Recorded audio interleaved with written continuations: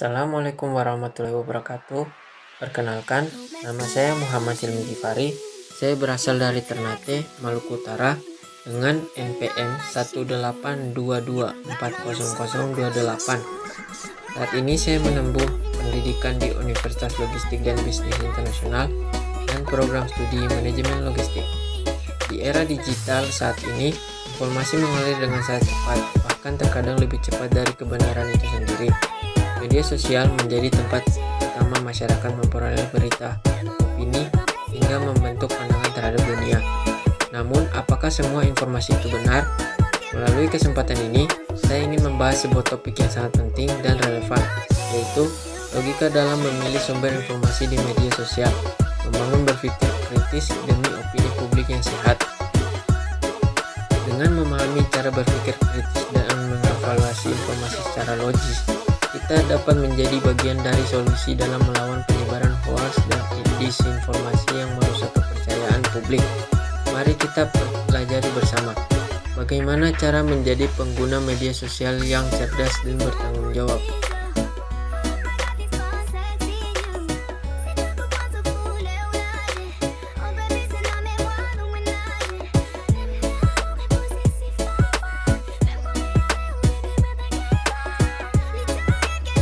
Pertama, apa itu logika dan berpikir kritis?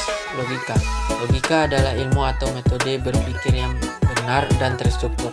Dalam konteks informasi, logika membantu kita menilai hubungan sebab akibat, menghindari kesimpulan yang salah, dan mengenali argumen yang lemah atau menyesatkan.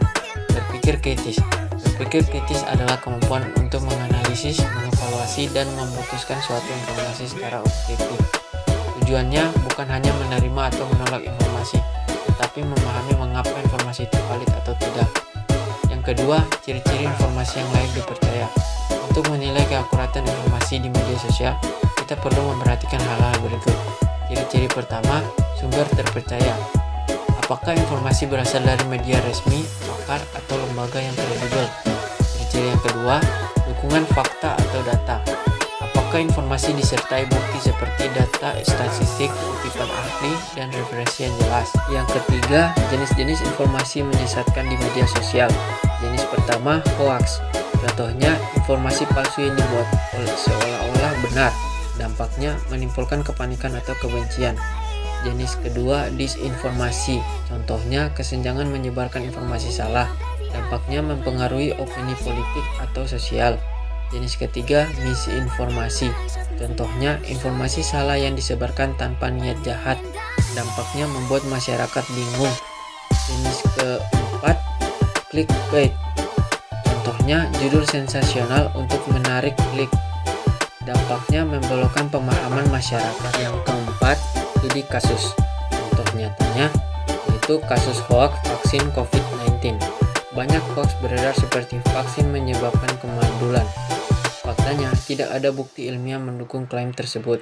Dampaknya, tingkat vaksinisasi menurun karena masyarakat takut. B. Manipulasi data dalam politik. Grafik ekonomi dipelintir agar terlihat buruk atau baik tergantung siapa yang menyajikan. Penting untuk mengecek ke sumber data asli, misalnya BPS. Yang kelima, peran individu dalam mencegah disinformasi. Sebagai konsumen informasi, kita tidak langsung percaya apa yang dibaca. Cek faktanya ke beberapa sumber terpercaya. Contohnya, cek fakta.com, Bloomberg, hoax.id, dan media besar lainnya. B. Sebagai penyebar informasi, tahan jempol kalian sebelum share. Tanyakan, apakah ini benar? Apakah perlu dibagikan? Yang keenam, tips membangun literasi digital dan logika yang sehat. Yang pertama, ikuti akun-akun edukatif di media sosial. 2. Biasakan baca lebih dari satu sumber sebelum menyimpulkan. Yang ketiga, ikuti pelatihan literasi digital atau seminar anti hoax. Yang keempat, gunakan situs pemeriksaan fakta. Yang kelima, diskusi secara sehat dengan orang yang berbeda pendapat. Di materi yang saya paparkan tadi, saya memiliki kesimpulan.